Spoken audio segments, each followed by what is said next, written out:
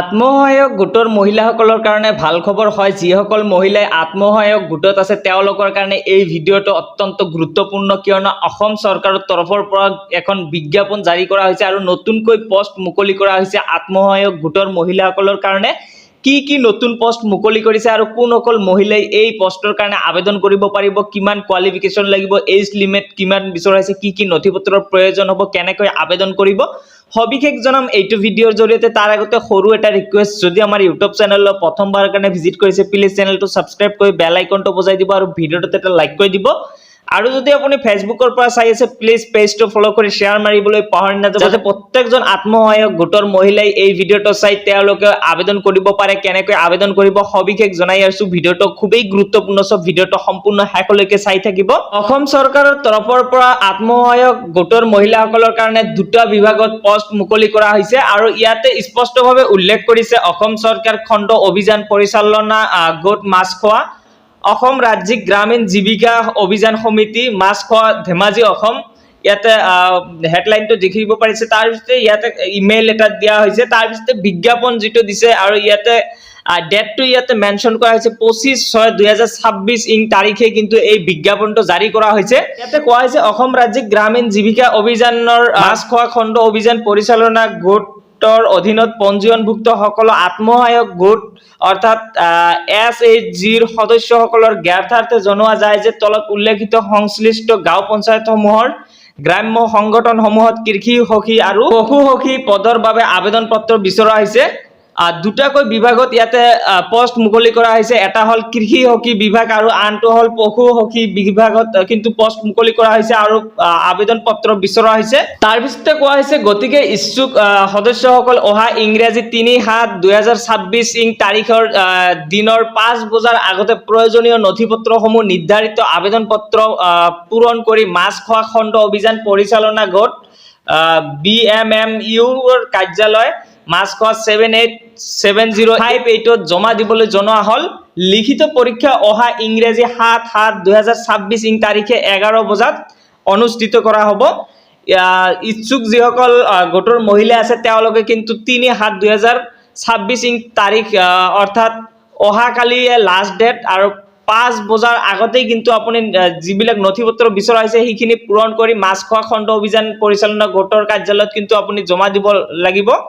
আৰু আপোনালোকৰ এইটো লিখিত পৰীক্ষা যিটো হ'ব সেইটো 7/7/2026 তাৰিখ 11 বজাত অনুষ্ঠিত কৰা হ'ব। তাৰ পিছতে ইয়াতে দেখিব পাৰিছে ক্ৰমিক নম্বৰ 1 পৰা 3 লৈকে পঞ্চায়তৰ নাম, গ্ৰাম্য সংগঠনৰ নাম, পদবীৰ নাম, পদৰ সংখ্যা কিমান আছে ইয়াতে উল্লেখ কৰা হৈছে। পঞ্চায়তৰ নাম দেখিব পাৰিছে জৰকটা, তাৰপিছতে বৰলুং, তাৰপিছতে মৰিধল, জৰকটা, দক্ষিণ ধেমাজি, ভৰতলনি। গ্ৰাম্য সংগঠনৰ নাম গেৰ, তৰা, পোৱালী, জোনাকী জীৱিকা, তৰালি, অৰ্ধাংগিনী। পদবীৰ নাম ইয়াতে দেখিব পাৰিছে কৃষি সখী আৰু পশু সখী। পদৰ সংখ্যা দেখিব পাৰিছে টোটেল পোষ্টৰ সংখ্যা 6টা আছে, সৰ্বমুঠ পদৰ সংখ্যা 6টা খালী হৈ আছে। আৰু আবেদনকাৰীৰ প্ৰয়োজনীয় অৰ্হতা বা চৰ্তসমূহ ইয়াতে স্পষ্টভাৱে উল্লেখ কৰা হৈছে। কোনসকল গোটৰ মহিলাসকলে ইয়াতে আবেদন কৰিব পাৰিব ইয়াতে স্পষ্টভাৱে উল্লেখ কৰা হৈছে। ইয়াতে 1 নম্বৰত কোৱা হৈছে আবেদনকাৰী ASRLMৰ পঞ্জীয়নভুক্ত আত্মসহায়ক গোটৰ সদস্য হোৱাটো বাধ্যতামূলক, অৰ্থাৎ সেলফ হেল্প গ্ৰুপৰ সদস্য হোৱাটো বাধ্যতামূলক। অন্যথা যদি আপুনি সেলফ হেল্প গ্ৰুপৰ সদস্য নহয় তেনে ক্ষেত্ৰত কিন্তু ইয়াতে আবেদন কৰিব নোৱাৰিব।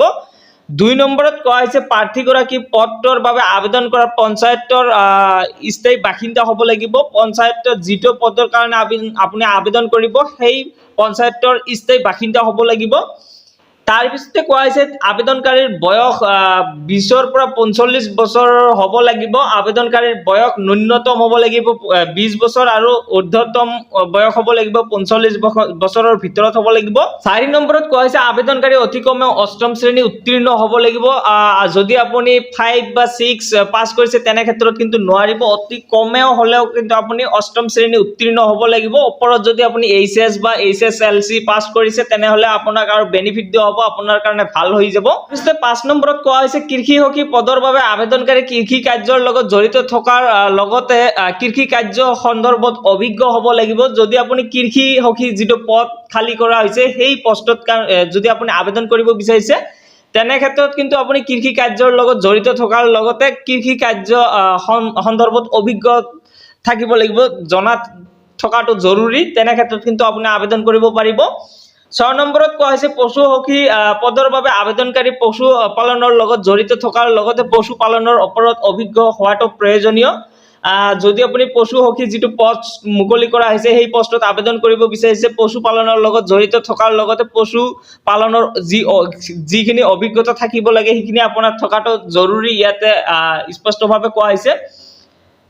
তাৰপিছত 7 নম্বৰত কোৱা হৈছে আবেদন পত্ৰসমূহ কৰ্তৃপক্ষৰ দ্বাৰা পৰীক্ষা কৰা হ'ব আৰু যোগ্য বিবেচিত প্ৰাৰ্থীকে লিখিত মৌখিক সাক্ষাৎকাৰত অৱতীৰ্ণ হ'বলৈ দিয়া হ'ব। আপুনি আবেদন কৰাৰ পিছত ওপৰৰ যি কৰ্তৃপক্ষ বিষয়ববীয়াসকল আছে তেওঁলোকে কিন্তু আপোনাৰ আবেদন পত্ৰখন ভালদৰে পুনৰীক্ষণ কৰিব আৰু যদি আপুনি যোগ্য বুলি বিবেচিত হয় তেনে ক্ষেত্ৰত কিন্তু আপোনাক মৌখিক সাক্ষাৎকাৰত কৰিবলৈ মতা হ'ব আৰু তেতিয়াই কিন্তু আপুনি অৱতীৰ্ণ হ'ব পাৰিব।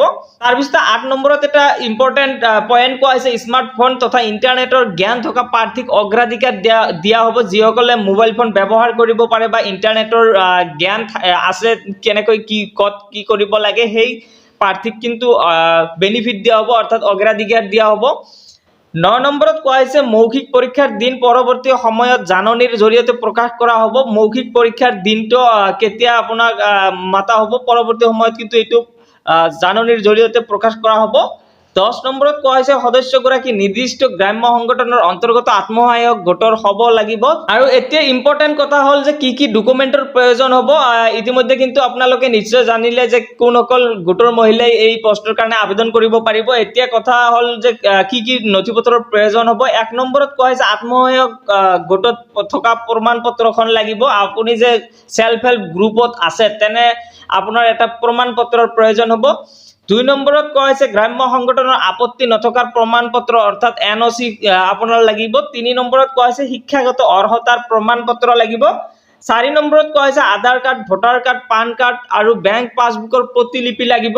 এইখিনি ডকুমেণ্ট হ'লেই কিন্তু আপুনি এইখিনি পোষ্টৰ কাৰণে এলিজিবল হ'ব, অৰ্থাৎ আবেদন কৰিব পাৰিব। আৰু এইখিনি কিন্তু বিজ্ঞাপন জাৰি কৰা হৈছে সেলফ হেল্প গ্ৰুপৰ সদস্যসকলৰ কাৰণে। যদি আপুনি এলিজিবল হয় কেনেকৈ আবেদন কৰিব লাগে বা কি নথিপত্ৰৰ প্ৰয়োজন হ'ব, শিক্ষাগত অৰ্হতা কিমান, গোটেইখিনি কিন্তু আলোচনা কৰিলোঁ। যদি আপুনি এলিজিবল হয় তেনে ক্ষেত্ৰত কিন্তু আপুনি আজিৰ দিনটোৰ ভিতৰতেই আপুনি এপ্লাই প্ৰচেছটো কমপ্লিট কৰি দিয়ক, অন্যথা কিন্তু অহাকালি আবেলি 5 বজাত কিন্তু এপ্লাই প্ৰচেছটো সমাপ্ত হ'ব।